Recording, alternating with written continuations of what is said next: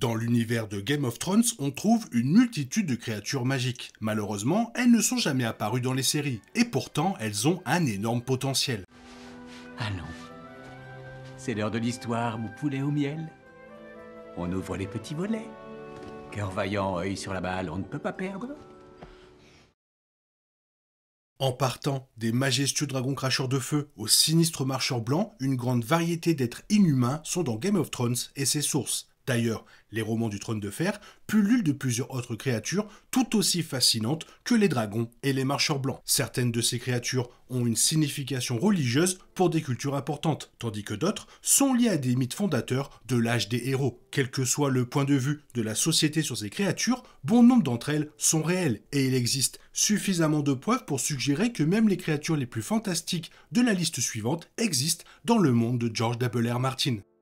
Les fans de Lémuriens seront ravis d'apprendre que ces petits êtres existent bel et bien dans l'univers de Game of Thrones. De plus, certaines sous-espèces spécifiques vivent dans des endroits parmi les plus exotiques du monde. Si les Lémuriens se trouvent le plus souvent sur les îles d'été ou sur le mystérieux continent méridional de Sotorios, une race porte le nom du peuple de Valyria, le petit Valérien. Son nom vient de sa fourrure blanche, argentée et de ses grands yeux violets. Bien que ces créatures n'aient aucune importance particulière pour le monde, leur présence renforce l'idée qu'il s'agit d'un monde vivant, peuplé de curiosités qui, sans être pertinentes pour l'intrigue, contribuent à l'histoire de l'univers. Daenerys espérait apercevoir ces petites créatures lors de ses voyages avec le Khalasar, et il semblerait que les maîtres de la citadelle exposent un petit Valérien qu'ils caressent pour porter chance.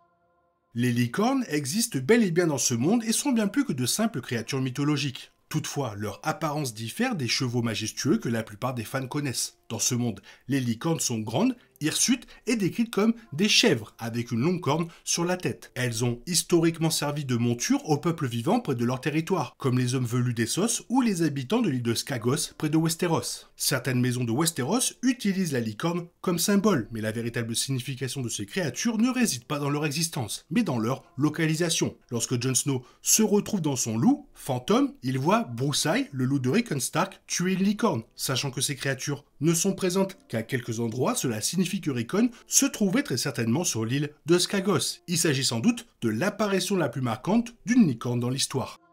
Parmi les créatures dont personne ne s'attendait probablement à découvrir l'existence dans le Trône de Fer, on trouve des tortues géantes. Les vieux hommes du fleuve sont d'immenses tortues, parfois plus grandes que des bateaux, qui peuplent la Rhoyne, le plus grand fleuve du monde connu. Autrefois, les Rhoynards, une civilisation établie le long de la Rhoyne, vénéraient les vieux hommes du fleuve comme des êtres sacrés, les considérant comme les époux de leur déesse principale, Mère Rhoyne, représentée par le fleuve lui-même. L'histoire raconte que le premier conflit entre les Valériens et les Rhoynards débuta lorsque les Valériens tuèrent l'une de ces tortues sacrées. Ce fut le début de la première guerre des tortues et, malheureusement, le prélude à la destruction totale qui s'abattit sur les Rhoynards lorsqu'ils commencèrent à combattre les seigneurs dragons. Dans le Trône de Fer, Tyrion lui-même rencontrera plus tard un vieil homme du fleuve lors de ses voyages à travers Essos. L'un de ses compagnons affirmant que c'était le dieu même dont toutes les autres tortues géantes recevaient leur surnom.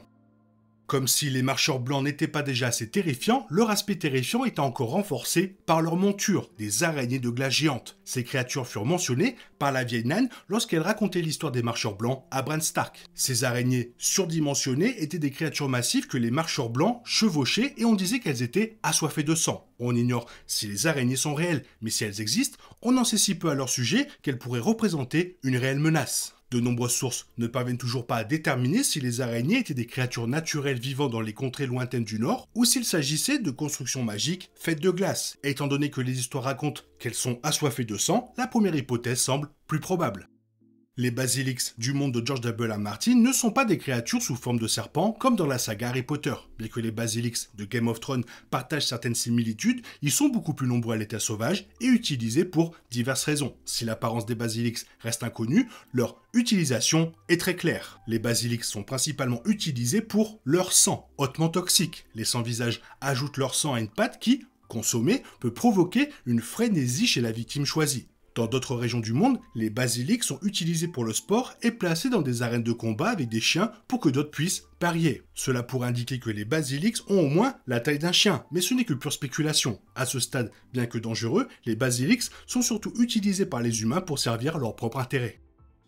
Inspirés par d'anciens contes marins, les kraken sont de grandes créatures marines dont on dit qu'elles abattent les navires qui ont le malheur de traverser leurs eaux. Bien qu'aucun d'entre eux n'ait encore été aperçu en personne, ni dans la série, ni dans les livres, les témoignages de leur observation dans les mers entourant Westeros et Essos sont suffisamment nombreux pour que leur existence soit vraisemblable. Les Kraken ressemblent, vraisemblablement, à des calmars géants et ont été adoptés comme blason de la maison Greyjoy. Outre leur importance pour les faire naître, les Kraken sont également entourés d'un mystère. Lorsque les premiers hommes s'installèrent sur les îles de fer, ils découvrirent le trône de Grey, un trône mystérieux fait d'une roche noire huileuse en forme de Kraken, antérieur aux premiers hommes. Certaines théories avancent que le trône lui-même aurait été fabriqué par des hommes venus d'au-delà de la mer du crépuscule, ou peut-être même par les mystérieux profonds, une espèce aquatique mythique. Cette théorie expliquerait certainement l'importance du Kraken dans sa conception.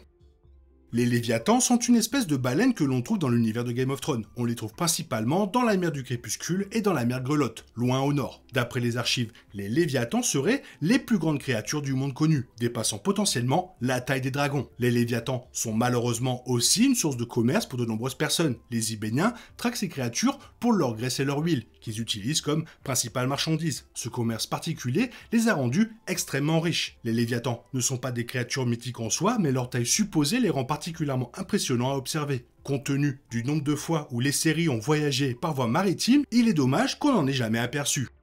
On dit que les Vouivres sont apparentés aux dragons qui peuplaient l'antique Valyria. Il est intéressant de noter que leur seule localisation connue se trouve sur le continent méridional de Sotorios, et qu'elles sont, de la vie générale, encore plus agressives que les dragons. Bien que plus petites et ne crachant pas de feu, les Vouivres chassent en meute et attaquent presque tout pour leur prochain repas. Certains maîtres ont supposé que d'anciens mages de sang valérien auraient utilisé des Vouivres pour créer les tout premiers dragons. Si cela est vrai, alors les Vouivres sont les précurseurs des dragons, et tant qu'elles existeront, il sera toujours possible que les dragons soient revitalisés.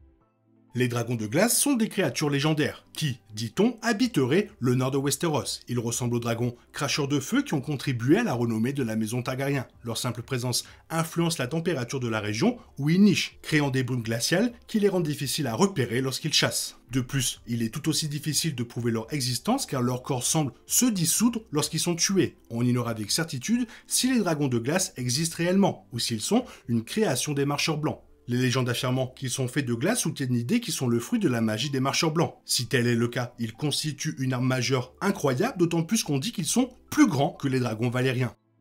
Les Veurs de Feu sont l'une des créatures les plus mystérieuses de Game of Thrones. Ces créatures imposantes, cracheuses de feu, sont originaires des 14 Flammes, d'où est issue la vieille Valyria. On dit que ces créatures redoutables creusent des tunnels profonds dans la terre et peuvent résister à la chaleur des volcans. D'après les archives historiques, les mineurs et les esclaves de Valyria les rencontraient fréquemment et étaient tués par ces créatures. Bien qu'aucun Veur de Feu n'ait été aperçu dans les romans de Game of Thrones, des preuves suggèrent qu'ils existent encore. L'un des derniers vols importants de Balerion le ramena à Valyria, où il fut blessé, étant le plus grand dragon de la planète, vétéran de plusieurs batailles et de guerres, ce qui pouvait lui faire un tel malheur devait être massif et tout aussi féroce. Les Veurs de Feu sont probablement la seule créature originaire de Valyria capable de rivaliser avec le plus grand dragon jamais connu.